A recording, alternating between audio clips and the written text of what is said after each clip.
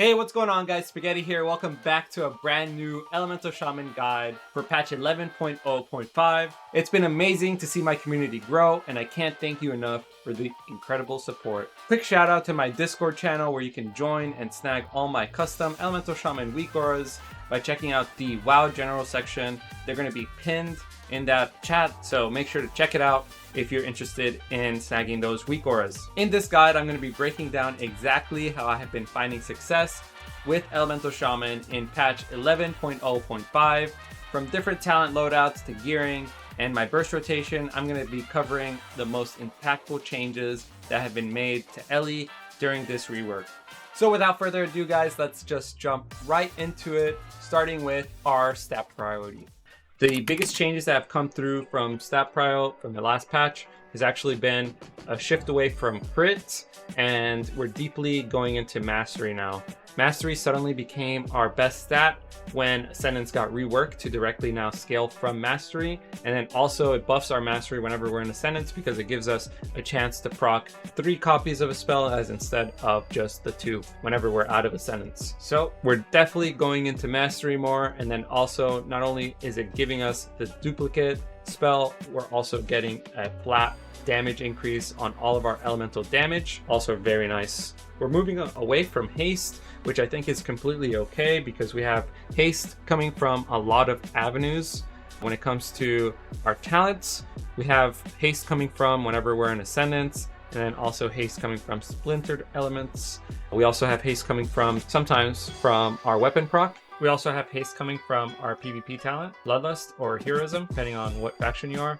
I'm on Horde on this character, so I get the Bloodlust. First off, guys, I want to start off by covering all the different changes that have been coming through to Elemental Shaman in this anniversary patch. As you can tell, the right side of our tree has been completely jumbled up.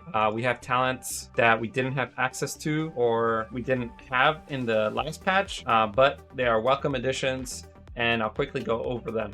So before, we weren't actually able to get Stormkeeper without losing out on too many talents for our lava build, but thankfully now we actually are able to pick up Stormkeeper relatively easily now, giving up that skill expression that we were kind of lacking before. We lost one of our favorite talents called Skybreaker's Fiery Demise. That was the talent that basically helped you have Fire Elemental out a lot more often, but it's okay because we picked up a new talent that's kind of buffing our lava bursts. So Erupting Lava, this is the new talent. Whenever you hit someone with a lava burst, they have Flame Shock on them already, they're going to be taking a little bit of extra damage, and your Flame Shock's duration is going to be going down by a little bit. So it's just extra damage on your lava burst. This is also affected by your Ancestor's lava burst, so it quickly stacks up to a lot of damage. Probably the biggest change to Elemental Shaman in this new patch is actually coming from their rework to Ascendance. Ascendance is now basically a real CD. It's pretty scary whenever you pop this for the enemy team. They have to definitely respect whenever you press this talent if you're bursting properly. Basically what it does now, it increases the damage of your overload, so that's the copy of your spells from your mastery. It's increasing the damage of it, and then it's also giving you a chance for your overload to proc 1 additional time. So while you're out of Ascendance, Lava Burst is only going to be able to duplicate itself 1 additional time, but when you're in Ascendance, you could actually hit 1 Lava Burst and it hits 3 times. Very nice change, making it very scary. You have to actually really watch out whenever an Ellie goes into an Ascendance proc, or whenever an Ellie presses Ascendance. Definitely watch out and maybe pop a defensive or LOS them for a little bit, maybe CC chain them to stop the burst. Fun interaction that you kind of see with Ascendance and Stormkeeper is that whenever you dump your free Stormkeeper lightning bolts while you're in Ascendance, instead of hitting 2 times, it's actually going to be hitting a total of 3 times, and you're going to have the increased damage from Ascendance. So ideally, you're going to be wanting to Stormkeeper lightning bolt while you're in Ascendance because they're going to be hitting harder and they're going to be hitting an extra time.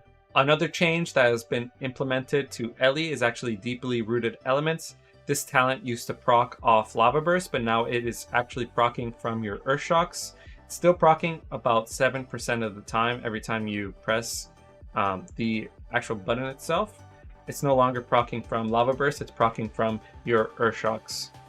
A new talent that's actually pretty crucial to our build is actually Mountains Will Fall. I actually predicted this talent would be good if we started going more mastery in the beta, and thankfully I guess we ended up going more mastery because it reworked deeply rooted elements, and now Mountains Will Fall is actually a worthwhile talent for us to pick up. I'm not exactly 100% sure how this interacts with Ascendance, but from reading it, it does seem like you're going to be able to overload your Earth Shocks an extra time while you're in Ascendance. So it could have the chance of hitting like 3 times. So definitely want to be dumping as many Earth Shocks while you're in Ascendance as possible.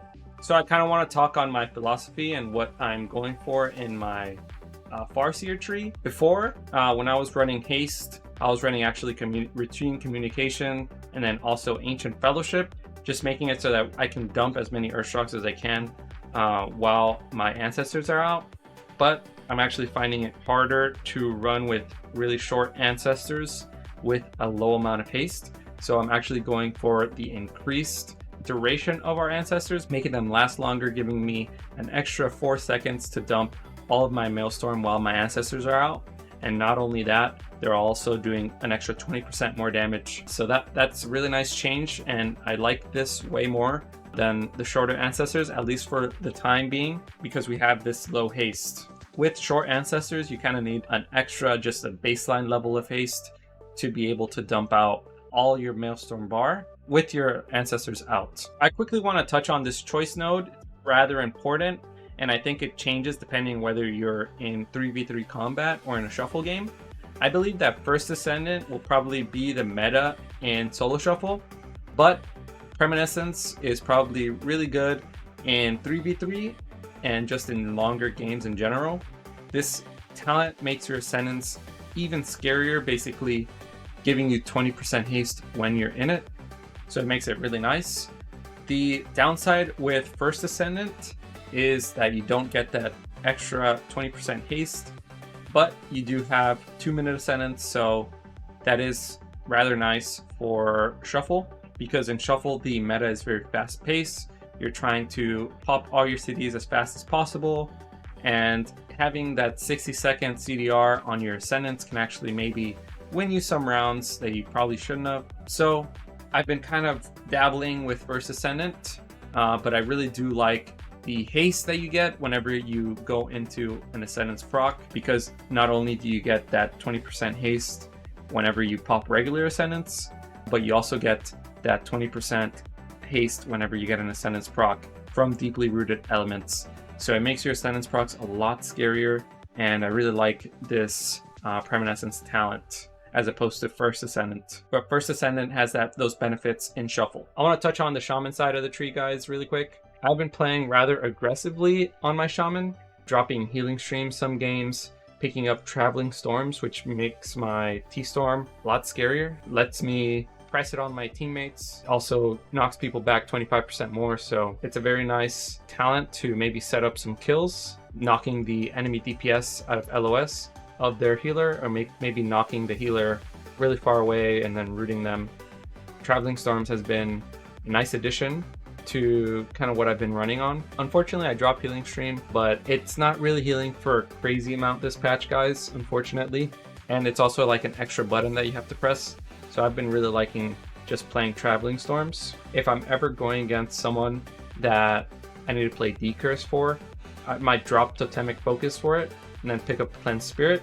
Totemic Focus is still one of those talents that you can move around. But alternatively, you could also drop Traveling Storms and then still have Totemic Focus. You could also drop Totemic Focus, pick up Short Hex, depending on if the enemy team has a D-Curse or not. If you're going against a Shadow play or a DK or maybe a DH with a Shadow Priest or a Warlock, basically anything that does shadow damage, guys, you're gonna want to pick up Season Winds and then spam kick the Shadow DPS over and over again, giving you a 30% wall basically the whole time to all their damage. Guys, they nerfed Poison Cleansing Totem. They made it a 2-minute cooldown. This used to be only like 45 seconds. It matched up perfectly with Shiv, so you're actually able to Poison Cleansing every Shiv. Now it's way longer of a CD, but it's still worth using, guys. This change actually came through because of a PvE change that they needed to make. But unfortunately, it really impacts us in PvP. Asarogues kind of run over Ellie's, and the fact that they're nerfing our one counterplay to it is kind of lame, but it's all good. I don't know, like maybe Ellie is just meant to lose to Asarogue and Blizzard thinks that. So they're really nerfing us with this PvE change, but it is all good. We will still persevere. Our damage thankfully has been buffed this patch, so not the end of the world. A nice talent that I've actually been picking up against almost every caster and Feral Druid Hunter team is actually Totemic Recall. Being able to double ground has been very nice, and then also being able to reset your Tremor is very nice because it basically gives you more tools and then more counterplay to getting your healer out of CC, then also stopping their damage. So definitely pick up Totemic Recall and look out for resetting your grounding totem or resetting your tremor totem. It all depends on the comp that you're going against and what's happening in the game. Most of the time, the most value that you're going to get is actually from resetting ground, but you might get some value from resetting tremor totem. If you're going against a priest or maybe a Devvoker, your healer got slept, they're getting slept a lot that game, definitely reset your tremor to make it so that they can get out of CC even more. When it comes to the rest of the tree, guys, this is kind of like my baseline. I do like taking the big knock baseline, but it is my first talent that I kind of like switch around. The next talent that I kind of switch around, next floating talent, is going to be Totemic Focus. Those two are kind of ones that we can move anywhere. If we're going against a shadow play, definitely pick up Cleanse Spirit, maybe Season Winds. But yeah, that's pretty much it, guys. My baseline is always going to be a mixture of these talents. So definitely try these talents and let me know what you guys think. Since we're no longer playing Primal Elementalist, it's actually nice to sometimes play Capacitor Totem in Shuffle maybe, but I've actually been finding Capacitor Totem to have way too long of a CD, and also I'm moving around my totems already. With Totemic Projection, I'm constantly moving around my Totem of Wrath and then also my Grounding Totem, making them really hard to kill. So I find myself not really having the cooldown for Totemic Projection sometimes for my Capacitor Totem. So I'm really relying on my teammate stuns. I don't have, unfortunately, Earth Ellie Stun anymore. I love that thing, guys. I loved Earth Ellie Stun. RIP. But I can't really go for it anymore without losing too much. So it is what it is. Alrighty, guys, I want to quickly cover all of the different gear pieces that I've been getting so far in this new rework. I don't have this Ellie fully geared out yet. None of my Ellies have been completely transitioned to a full mastery build, unfortunately. But this is the closest I have. I basically have full mastery on all of my gear pieces that I can have it mastery on. Like, I'm going to be looking to replace some of my tier pieces as well. I'm probably looking to pick up the helmet whenever I get the chance. But at the moment, I actually haven't been able to switch it over just yet, because we're still in that conquest cap period. So we're still missing a couple of pieces here, but you're still able to check out my embellishments, my enchants, and then also the gems that I've been kind of going for. We're actually looking at playing our badge trinket this patch. Feels really nice to have your sentence proc with it. Whenever we do get fully geared, guys, we might actually end up using the insignia trinket. But for right now, I'm testing out the badge because we're looking at really bursting as much as we can while we have our ascendance up. But in the future, whenever we are fully geared, we're going to be losing out on the haste from this belt. So we might actually end up switching back to the insignia, the conquest insignia, just so that we have the bare bones minimum amount of haste that we can maybe need for having enough flame shock ticks to get out there. Right now we're operating at a very low amount of haste, having 1.6 flame shock tick. If I get rid of this trinket, which I will be doing, if I were to upgrade this to a purple piece, it'll no longer be giving me haste, it's going to be giving me crit. If I flame shock them again, we're going to be at 1.7, which is really slow. I want to say it's not the most optimal, but I'll do more testing, and if you're want to keep up to date, definitely come through and check out the stream. I'll make sure to keep testing though and let you guys know whenever I do come to a decision whether the insignia is better or the badge is better. So far, I'm looking at the badge, but could change once I upgrade to Conquest. So we're actually looking at running precog as our meta gem. Before, we were actually running the 5% damage reduction meta gem whenever we get stunned, but I'm actually really liking precog now because we have to do a little bit more casting with Stormkeeper and then also Hex and then just different spells. Lava Burst. While you're in Ascendant, Lava Bursts are doing a shitload of damage, so if you're able to get a couple casts off, it's very nice and it will increase your damage by a lot. So I quickly want to touch on comps and what I have been running going into this new patch, and just in general this expansion, what I've been running and the different tests that I have ran with Ellie. So far, Thunder has been feeling really nice to play, especially with a bunch of the changes that have been coming through to Warrior. Definitely increasing the damage that they do, making them a little bit more meta in this anniversary patch. But nice solid rule for thumb when it comes to making comps with Ellie is just pairing it with the highest performing DPS at the time. So if, let's say, Warlock is performing really good, you probably want to play with a Warlock. But if, let's say, Warrior is performing really good, you're probably going to want to play with a Warrior. Ellie really changes drastically depending on balancing, but my favorite comp so far to run this expansion has been Thunder. Thunder has been so fun to run. The amount of pressure that we have and then just the ability that I have to control the game based on my positioning just feels really nice. So that's kind of what I've been running most of the time. So guys, I quickly want to have a macro section of this video where I go over all of the different macros that I'm running in this new expansion. I'm also going to be pasting them in a paste bin down below, so if you want to check those out and maybe snag them, be sure to check out the description. So first things first, guys, I'll actually want to cover my wall macro. This allows me to press wall even though I'm casting something. It feels really nice, makes it more consistent. If you don't have this macro, you're going to be casting something, you want to hit walls right away, and it will not cancel. So this helps you with that. I have a focus frost shock macro to slow the enemy team effectively. I don't have to switch targets to do this, so a good time to probably press this, and one of the only times that I do press this is whenever a priest is running in at my healer trying to fear them. I have usually the healer on focus target, so I'm able to quickly focus frost shock them. So this is very, very nice to help my healer kite, and then also helping me kite if, let's say, I'm doing damage to one DPS but I'm kiting the other.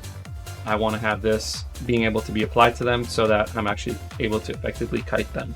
I just have this macro in for right now, but this macro is not as important right now because we don't play Primal Elementalist. I have a at cursor liquid magma totem.